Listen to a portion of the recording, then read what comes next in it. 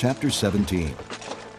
Now the Philistines gathered their forces for war and assembled at Soko in Judah.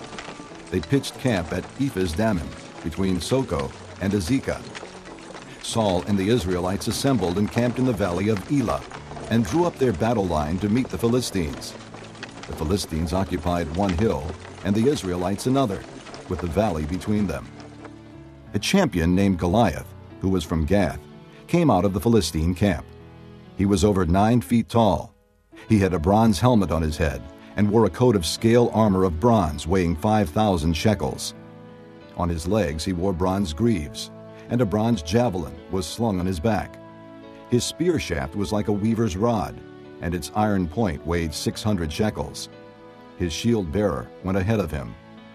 Goliath stood and shouted to the ranks of Israel, "Why do you come out and line up for battle? Am I not a Philistine? And are you not the servants of Saul? Choose a man and have him come down to me. If he is able to fight and kill me, we will become your subjects. But if I overcome him and kill him, you will become our subjects and serve us." Then the Philistine said, "This day I defy the ranks of Israel.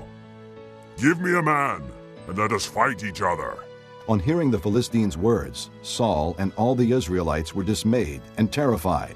Now David was the son of an Ephrathite named Jesse, who was from Bethlehem in Judah. Jesse had 8 sons, and in Saul's time he was old and well advanced in years.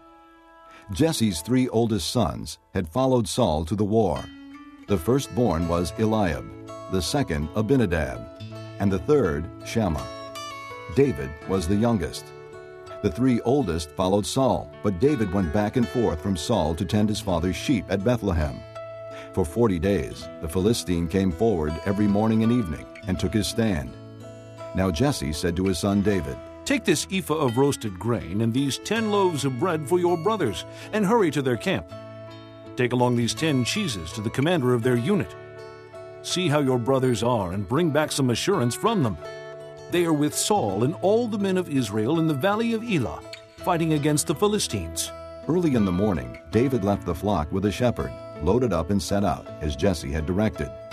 He reached the camp as the army was going out to its battle positions, shouting the war cry. Israel and the Philistines were drawing up their lines facing each other. David left his things with the keeper of supplies, ran to the battle lines, and greeted his brothers. As he was talking with them, Goliath, the Philistine champion from Gath, stepped out from his lines and shouted his usual defiance, and David heard it. When the Israelites saw the man, they all ran from him in great fear. Now the Israelites had been saying, "Do you see how this man keeps coming out? He comes out to defy Israel. The king will give great wealth to the man who kills him. He will also give him his daughter in marriage, and will exempt his father's family from taxes in Israel." David asked the men standing near him, "What will be done for the man who kills this Philistine and removes this disgrace from Israel? Who is this uncircumcised Philistine, that he should defy the armies of the living God?" They repeated to him what they had been saying and told him, "This is what will be done for the man who kills him."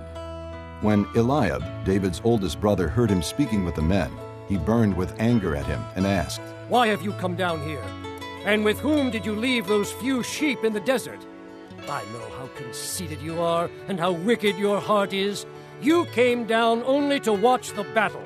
"Now what have I done?" said David. "Can't I even speak?" He then turned away to someone else and brought up the same matter, and the men answered him as before. What David said was overheard and reported to Saul, and Saul sent for him. David said to Saul, "Let no one lose heart on account of this Philistine. Your servant will go and fight him." Saul replied, "You are not able to go out against this Philistine and fight him. You are only a boy, and he has been a fighting man from his youth." But David said to Saul, "Your servant has been keeping his father's sheep. When a lion or a bear came and carried off a sheep from the flock, I went after it, struck it, and rescued the sheep from its mouth. When it turned on me, I seized it by its hair, struck it, and killed it. Your servant has killed both the lion and the bear. This uncircumcised Philistine will be like one of them, because he has defied the armies of the living God. The Lord who delivered me from the paw of the lion and the paw of the bear will deliver me from the hand of this Philistine." Saul said to David, "Go, and the Lord be with you. Then Saul dressed David in his own tunic. He put a coat of armor on him and a bronze helmet on his head.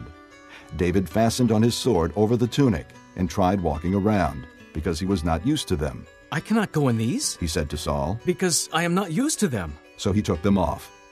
Then he took his staff in his hand, chose 5 smooth stones from the stream, put them in the pouch of his shepherd's bag, and with his sling in his hand, approached the Philistine. Meanwhile, the Philistine, with his shield-bearer in front of him, kept coming closer to David. He looked David over and saw that he was only a boy, ruddy and handsome, and he despised him. He said to David, Am I a dog that you come at me with sticks? and the Philistine cursed David by his gods. Come here, and I'll give your flesh to the birds of the air and the beasts of the field. David said to the Philistine, You come against me with sword and spear and javelin, but I come against you in the name of the Lord Almighty, the God of the armies of Israel, whom you have defied. This day the Lord will hand you over to me, and I'll strike you down and cut off your head. Today I will give the carcasses of the Philistine army to the birds of the air and the beasts of the earth, and the whole world will know that there is a God in Israel. All those gathered here will know that it is not by sword or spear that the Lord saves, for the battle is the Lord's, and he will give all of you into our hands. As the Philistine moved closer to attack him, David ran quickly toward the battle line to meet him. Reaching into his bag and taking out a stone, he slung it and struck the Philistine on the forehead. The stone sank into his forehead, and he fell face down on the ground. So David triumphed over the Philistine with a sling and a stone. Without a sword in his hand, he struck down the Philistine and killed him. David ran and stood over him. He took hold of the Philistine's sword and drew it from the scabbard. After he killed him, he cut off his head with the sword. When the Philistines saw that their hero was dead, they turned and ran. Then the men of Israel and Judah surged forward with a shout and pursued the Philistines to the entrance of Gath and to the gates of Ekron. Their dead were strewn along the Shaaraim road to Gath and Ekron. When the Israelites returned from chasing the Philistines, they plundered their camp. David took the Philistines' head and brought it to Jerusalem, and he put the Philistines' weapons in his own tent.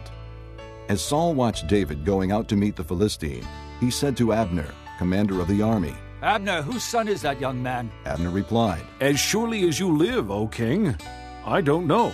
The king said, Find out whose son this young man is. As soon as David returned from killing the Philistine, Abner took him and brought him before Saul, with David still holding the Philistine's head. Whose son are you, young man? Saul asked him. David said, I am the son of your servant Jesse of Bethlehem. This concludes Disc 16.